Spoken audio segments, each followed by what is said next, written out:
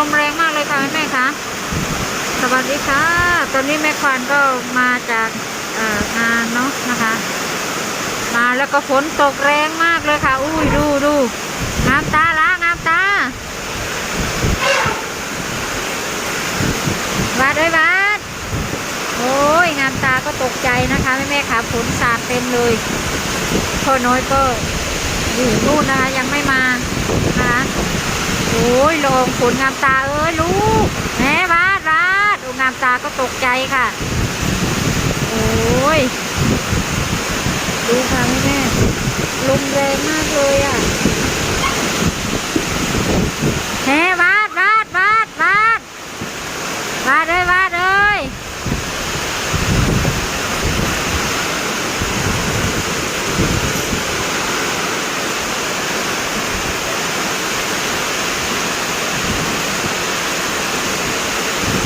ดูค่ะริวแล้วข้างหนึ่ง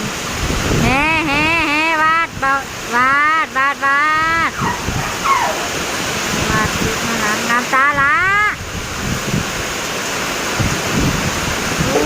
ฝนสาดอีลาหมดเล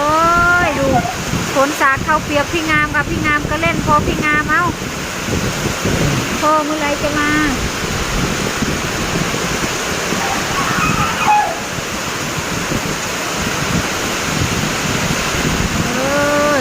ฝนหยุดตกเด้อฝนอย่าลมเด้อเศร้าลมสานี่ลาเนี่ยฝนเปียกหมดแล้วโอ้ยดูพี่งามเป็นอะไรลูกอุ้ยฝนสาดเปียกพี่งามหมดแล้วค่ะ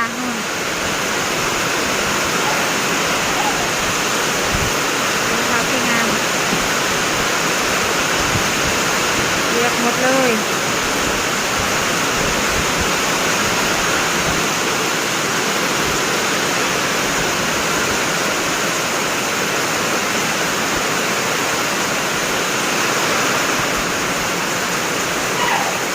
พี่งาม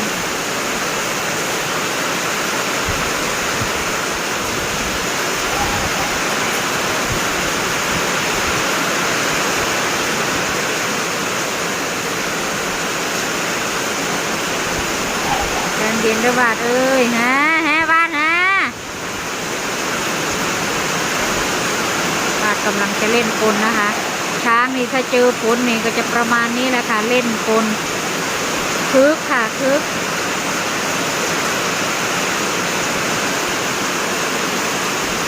ดูพี่งามคึกขนองใหญ่เลยอยู่ข้างหลังดูค่ะกิ้งกระดิ่งแล้วเนี่ย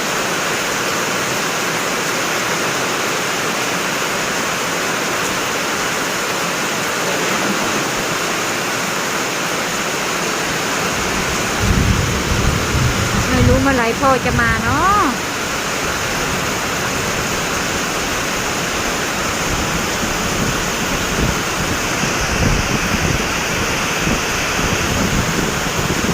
ลมแรงมากเลยเนาะล่ะอุ้ยล่ะแม่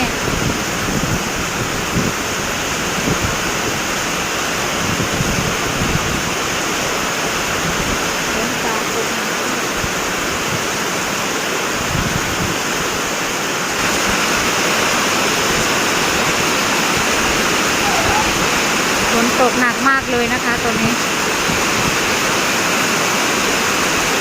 ตรงพี่งามเนี่ยน้ำแบบว่าเป็นบ่อเลยนะคะแม่ขาอยู่ด้านหลังฝนสาดเข้ามาตรงพี่งามเป็นบ่อเลย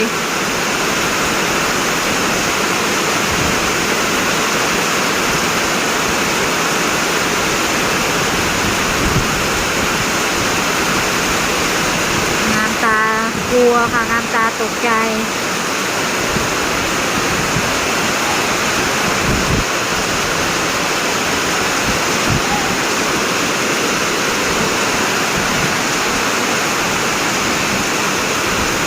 ซึ่งแม่ควานก็มาก่อนฝนจะตกนิดนึงค่ะมาถึงโอ้โหตกเทียวเลยลมด้วยเก็บข้าวของไม่ทันเลยค่ะเปียกหมด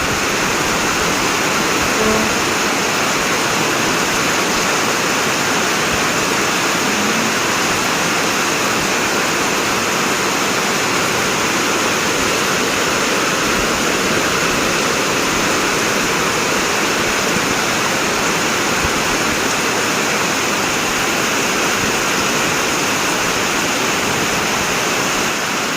ตอนนี้พ่อมาถึงแล้วพ่อน้อยมาถึงแล้วนะคะเดี๋ยวเปิดไฟก่อนหรือพ่อจะเอาเชือกผูกอะไรก็เดี๋ยวพาไปดูที่พี่งามนะคะ เปียกน้ำแบบว่ามาฝนสาดเข้านะคะดูงามตา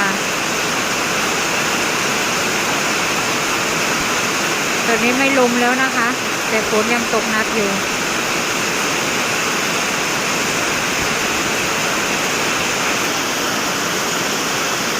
ก็มาแล้ว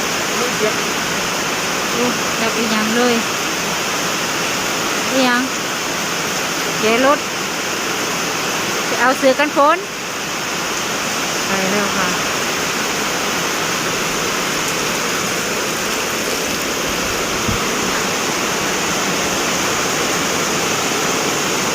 โอ้ยเสือกันนี้มันรุดบ้านี่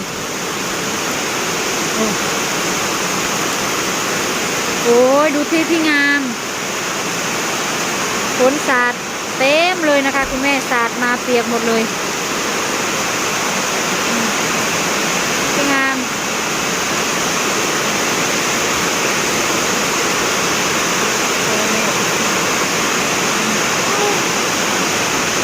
อะไรลืมปิดประตูเลย นี่ แล้วเลย คือว่าลืมปิดประตูรถลืมปิดทางไหนทางนู้น แล้วเลยเปลี่ยนยังไงเอาไปเปลี่ยนเลยนั่นแหละ อุบาทอุบายเนาะพี่งามพี่งามแทะหมดเลยดูตอนนี้ฝนตกหนักมากเลยนะคะแม่จ๋าโอ้ยดูตรงโคเลขก็สาดมาเวลาลมแรงๆอ่ะก็จะสาดทะลุหมดนะคะงามตาไม่ได้นอนอีกแล้วเนาะงามตาเนาะคืนนี้นะลูกสาดแรงมากแต่พี่งามตาแบบว่าละอองมาเพราะว่าลมแรงนะคะวันนี้ลมแรงมากแบบว่ากันสาดนี่ปลิวเลยดูเปียกเลยเนาะก็น้อยจะใส่ลูกโอ้ยงามตคิดถึงแล้วลูกโอ้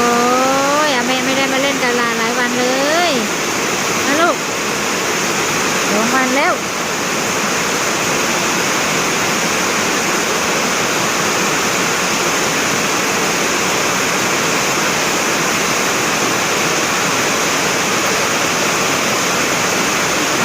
ขึ้นมาทักทายนะคะแม่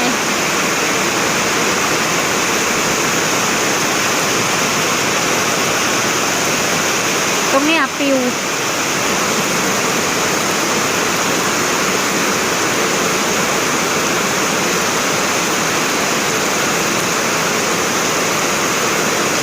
นี่ตรงนี้ปลิว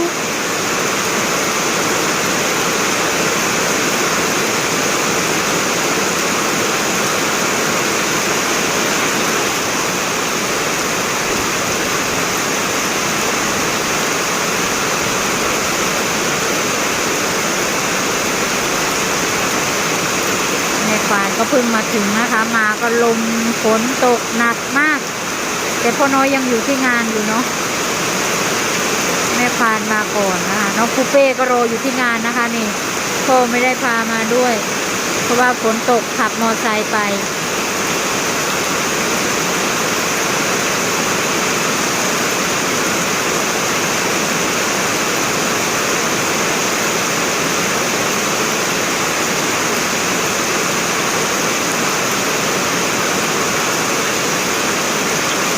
ลุกออก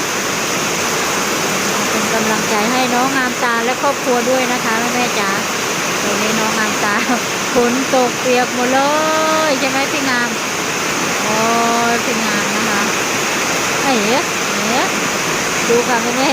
พี่งามเลี้ยงปลานะคะตัวนี้พี่งามมีบ่อปลานะคะนะ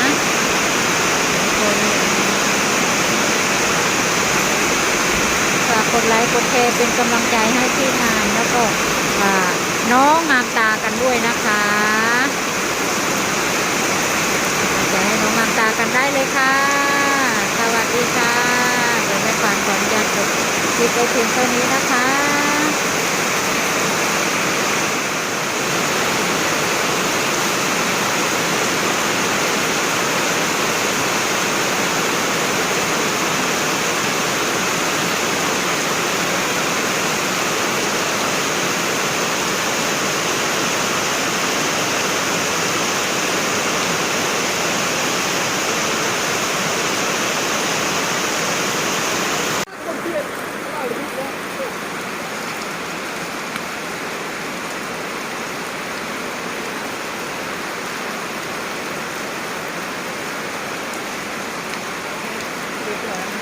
ไปซื้อ